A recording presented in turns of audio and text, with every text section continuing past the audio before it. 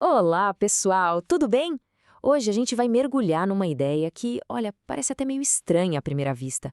Ela vem de um sermão do Marcelo Augusto de Carvalho e o título é esse aí: Como Mudar o Mundo Sem Esforço. Mas calma, não tem nada a ver com preguiça ou inércia. É sobre uma forma de causar impacto que é, bem, muito mais profunda. E a grande pergunta que fica é essa, né? Será que dá mesmo para mudar o mundo sem aquele esforço todo, aquela luta que a gente imagina? A fonte que a gente está analisando sugere que sim. E o segredo não estaria tanto no que a gente faz, mas em quem a gente é. Parece interessante, né? Então vamos lá desvendar isso. Bom, o nosso roteiro hoje é o seguinte. Primeiro, a gente vai entender o cenário, por que o mundo precisa de mudança. Depois, vamos explorar duas metáforas poderosíssimas, a do sal e a da luz.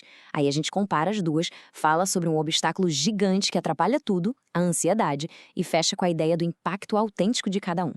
Então, para começar, a premissa de onde tudo parte é a de que o mundo, de certa forma, está num estado que a fonte chama de corrupção, de decadência. É nesse contexto meio sombrio que a necessidade de uma influência positiva, de algo que transforme, se torna não só importante, mas urgente.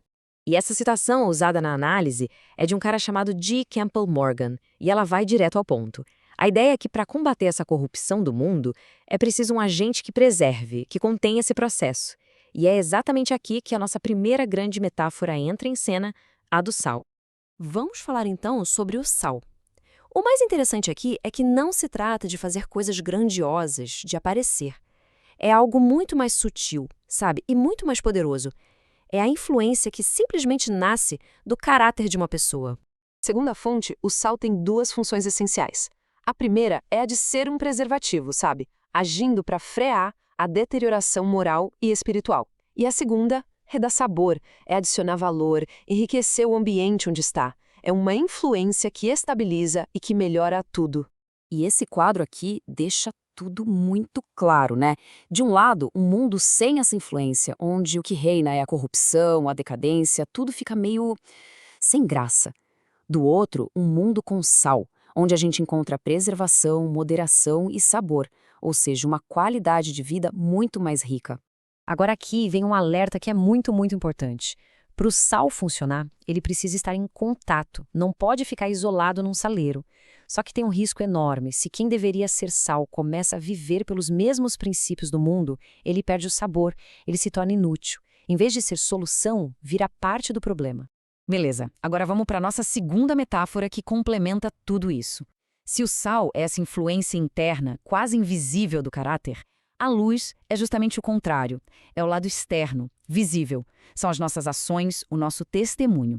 E para explicar isso, a fonte usa uma analogia genial, a de uma lamparina antiga. Era um objeto super simples, mas cada pecinha ali era vital para a luz poder brilhar. E claro, cada uma delas tem um significado espiritual bem profundo. Olha só que interessante. O óleo representa a fonte espiritual, algo que precisa ser reabastecido sempre. Já o pavio? Bom, o pavio é a nossa vida, as nossas ações. E pensa bem, um pavio sujo ou desgastado faz mais fumaça do que luz. Então é preciso aparar, limpar o que impede a luz de brilhar de verdade. A essência da luz é essa, ela precisa ser vista. Não existe luz para si mesma, entende? A função dela é guiar, é mostrar o caminho, é revelar o que está no escuro. A natureza da luz é ser compartilhada. É uma influência ativa, pública. E essa ideia da nossa vida ser uma luz é muito poderosa, não é? Já que a luz é feita para ser compartilhada, para iluminar, fica aqui um convite. O que significa ser uma luz no mundo de hoje? Deixe um comentário aqui embaixo com a sua reflexão. E claro, se essa análise está sendo útil, já aproveita para curtir e seguir o Pneuma BR para a gente continuar essa conversa.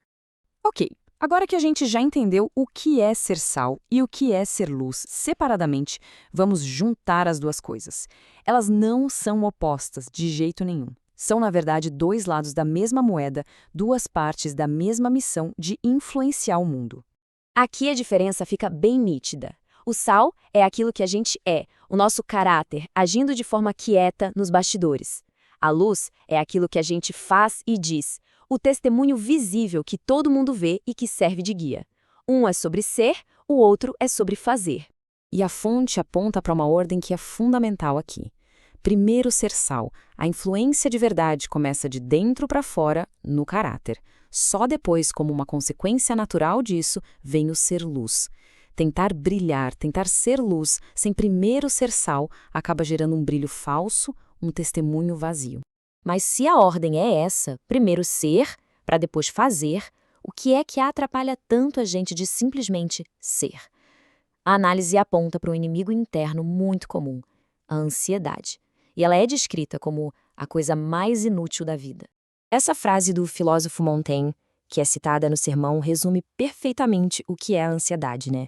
A gente gasta uma energia absurda com medos e preocupações, que na maioria das vezes nunca se tornam reais. E por que a ansiedade é tão prejudicial para essa história toda de ser sal e luz?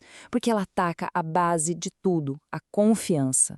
A preocupação constante com as coisas do dia a dia rouba a nossa energia, tira o nosso foco daquilo que realmente importa, que é cultivar o caráter para poder ser essa influência positiva.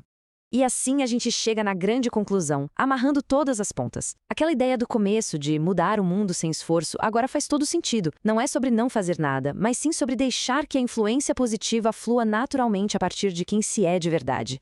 E no final, a reflexão que fica é essa.